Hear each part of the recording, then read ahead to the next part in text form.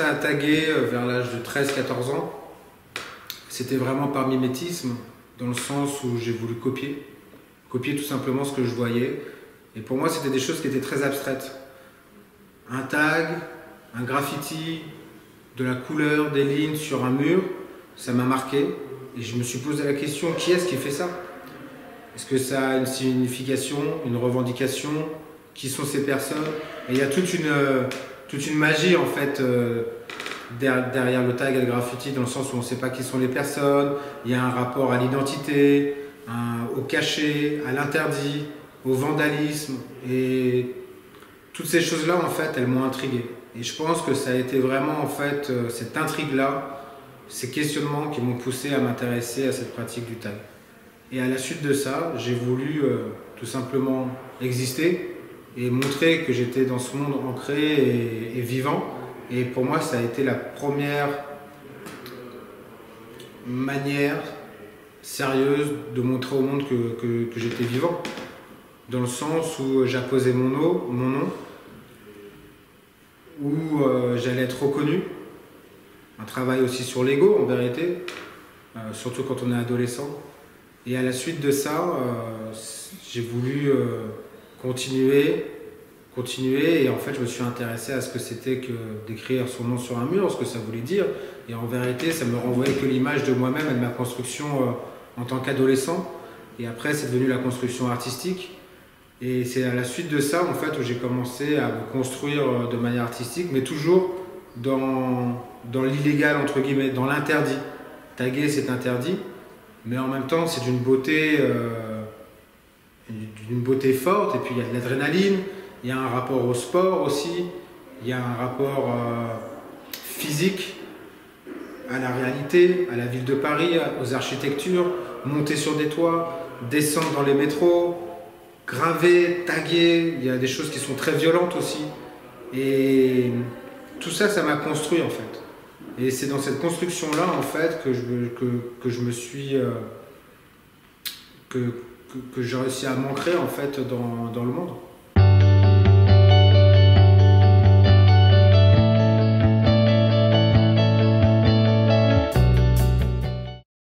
J'ai une énorme influence en fait de tout ce qui vient de la rue, on pourrait dire une influence urbaine entre guillemets, en sachant que moi ce qui m'intéresse vraiment c'est de voir, de décrypter des attitudes, des architectures, des lignes, des mouvements que je vois dans la rue, dans mes déambulations.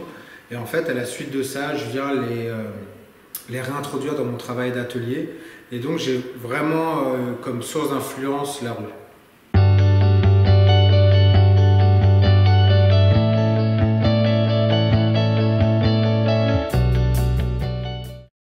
Ce que je représente dans mon travail, au niveau de mes sculptures par exemple, ce sont essentiellement des êtres fantomatiques.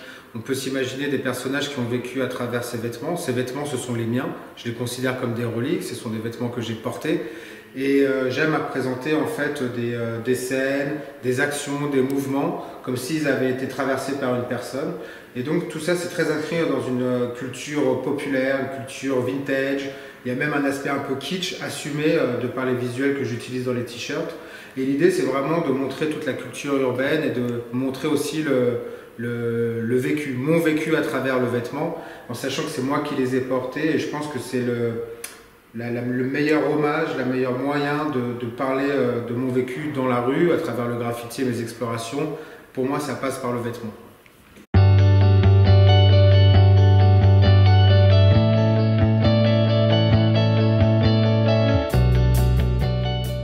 Dans mes tableaux et dans mes sculptures, j'utilise essentiellement des matériaux pauvres, du coton, de la javel, de la résine.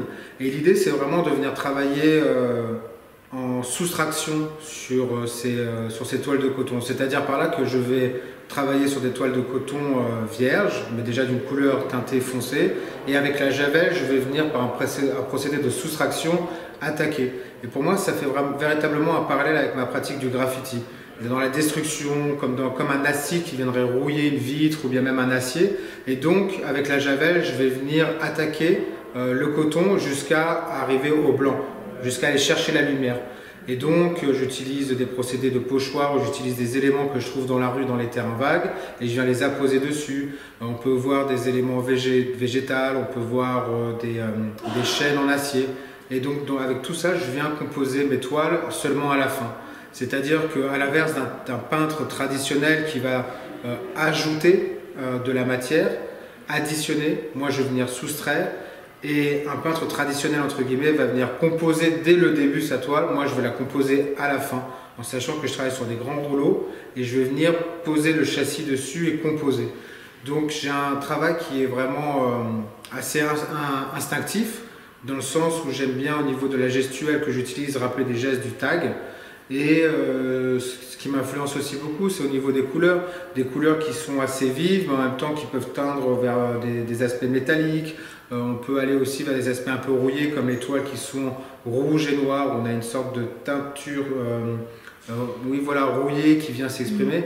Et donc je viens vraiment chercher dans ce travail de coton et de javel toute une poésie de la rue, entre guillemets.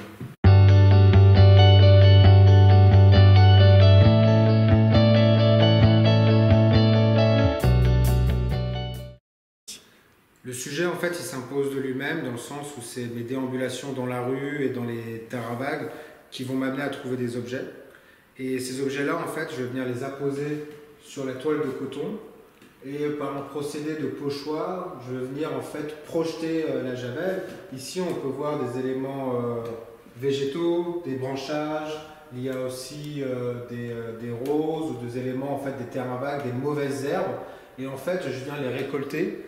Et à la suite de ça, les apposer et je viens comme les projeter. Et donc, c'est un procédé qui est assez rapide parce que la javel, en fait, sur le coton, vient attaquer très rapidement et il y a une sorte de chimie qui s'opère qui est assez séduisante pour moi en tant qu'artiste parce qu'on voit directement, en fait, la couleur disparaître et en vérité aller vers le blanc. Et donc, je viens stopper ce procédé en rinçant la toile de coton et après en la laissant sécher. Et je viens par strate, par couche, venir travailler. Donc la composition, en fait, elle se fait de manière assez accidentelle, dans le sens où je vais venir balancer un premier jet, faire des premiers pochoirs, regarder le résultat, revenir par la suite. Et donc sur ce procédé-là, en fait, va venir se composer la toile. Et vient aussi toute la narration et la poésie qui vient se superposer. Et j'aime ça dans ce procédé, c'est-à-dire que je fais l'action, je donne le mouvement, mais je ne sais pas quel va être le résultat. Et ce n'est qu'à la fin, quand j'ai décidé qu'on stoppe tout, que là vient se poser la question de la composition réellement après. Et donc, au niveau des formats, par exemple, je viens utiliser des châssis que je viens poser sur les toiles de coton qui sont tout en rouleau, qui sont sur le sol. Et la composition vient seulement à la fin et je décide au final qu'est-ce que je veux proposer.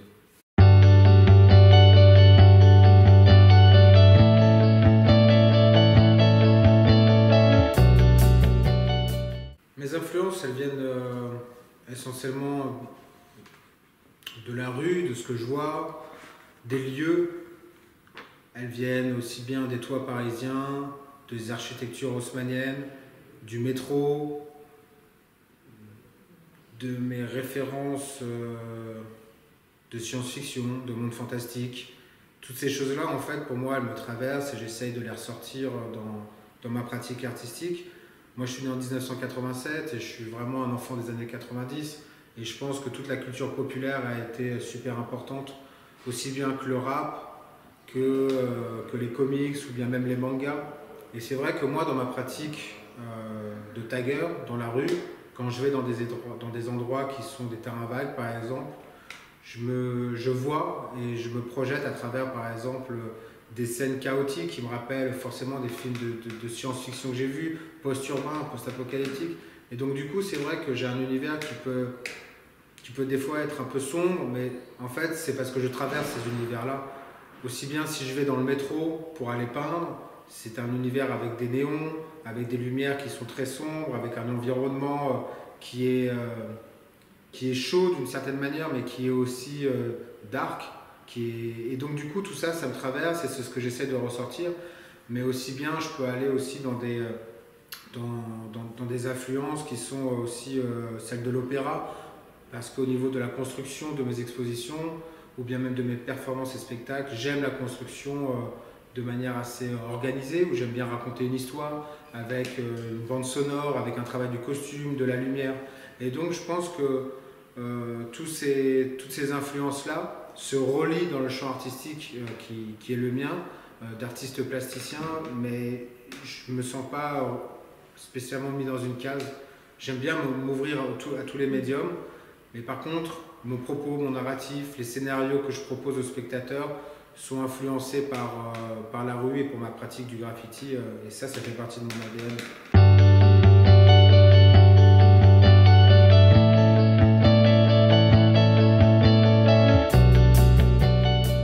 Prochaine exposition, c'est une exposition que je vais réaliser à Berlin, et c'est une invitation d'un artiste Runspace qui s'appelle Grond, et ce sont des Français qui ont monté ce lieu à Berlin et ils m'invitent pour une résidence d'1 mois, et donc je ne sais pas ce que je vais produire. C'est ce que j'aime bien dans le format de la résidence, c'est-à-dire aller dans un endroit, un lieu, une situation, rencontrer des gens et à la suite de ça faire une proposition artistique. Je me pense que dans mon travail, je me sens assez libre pour aller dans toutes les directions possibles. Et ce que j'aime bien surtout faire, c'est rebondir à l'exposition que j'ai faite précédemment. C'est-à-dire que je pense que je vais continuer à travailler sur le coton, que ce soit pour des tableaux ou pour les sculptures. Et l'installation, la scénographie va varier en fonction du lieu où je suis. Et je veux dire par là que je vais me laisser vraiment conduire par la résidence. Et je pense être assez sûr de moi, entre guillemets, pour avoir confiance en ce que je vais produire, mais je ne sais pas ce que je vais faire. Et pour moi, c'est ça qui est beau dans l'art. Et ce qui rejoint aussi ma pratique du tag, c'est qu'on ne sait jamais ce qui va arriver. Je donne l'intention, je vais à la résidence et je verrai sur place ce que je vais réaliser.